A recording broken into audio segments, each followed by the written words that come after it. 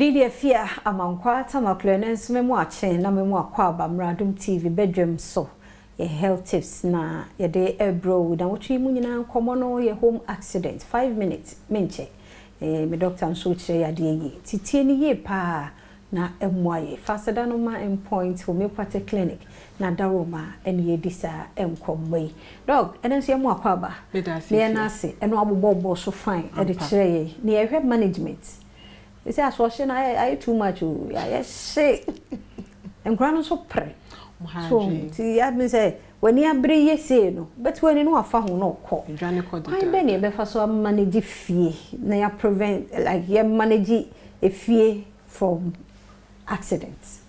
But I say fear. Inti sen I know ye church mu e kan the different types of home accidents and I can share see wo fear no ne ye be church ye yahwefo say e si ade no munye emfa ho nti ne be sha ase ne se e ba ne se abofra na ye bibi ana we pra the first thing is say en wo se wo bo hu ana se en wo se wo ye alarm because e ba ne sa na aho prepare no betimi ama condition na na se ade na akola ni fam na betimi ama na ye worse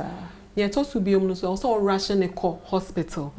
say e bi abofra na de ade a hye nenum na e bi ohun se onhome no obra mtemwara no obetimi start don sa abobo nechi ebia na ade kro na akohye ne minimu no ebetimi efie ho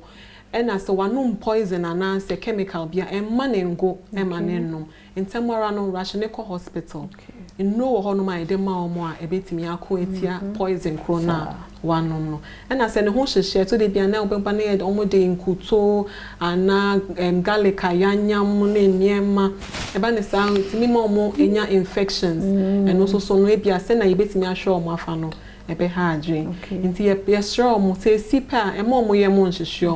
omo ntama abofra no mo ration in hospital ena ade so aye hu ne se eba ne sa no mo de abofra ne tina fie kopem se ade ne be ye worse ansa no mo de naba nti ye sure omo baby omo betimi de abofra na kopi omo fa ne nkona doctor na nurse enhwe e make sure the first aid no ye de amana ansa na omo be kofia omo akofia sa nti ni kwanse ye ho a doctor for ne nurse for bia e wo fie ba won se ebi oho no ma ebi anu wate ahwe ebi ebu a se na ebetimi akyekyere bi de rob bi ne ade afafa so eto de bia ya akyekyere ye no so wokyekye a ebi antin na enenam enan ni mu obetimi akyekyere ama moja entimi enko ho nti ya ye mpese ye kyekyere ne dendenden eto de bia obetimi de nnua mienu se ye ne nan a wo de nnua mienu to enan ne nchen no was stabilize no now the bandage afa ho na de watam no eko hospital se ne nan na ho no na enwo se wo kyekyere cause enho no a na wo kyekyere a ebetimi a affect akola ne nan wow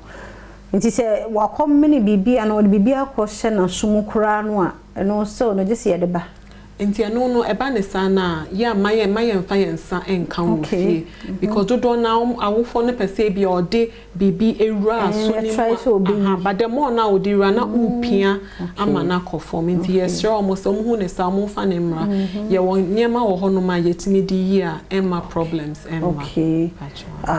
ane ya dase ne adisia dog de maye de mumo ka se esi ememe ye muhu no na wa ba na obayi hu se ne mobu bibi na nye easy star but ya radema ya kokoduro na esia yetumi arahye ko hospital eben enka se afia ba ne de ne ye ni se nti nso okwa akoye sa de ne ye pene dodo muminyai na yentie nimdifo no de omoka fasada ma endpoint homeopathic clinic nti yedi nkomwe ye hia obia wapomuden ho ofre no 0244 867068 0244 867068 obejo so o chanso nkwane ahoden kure ya Asia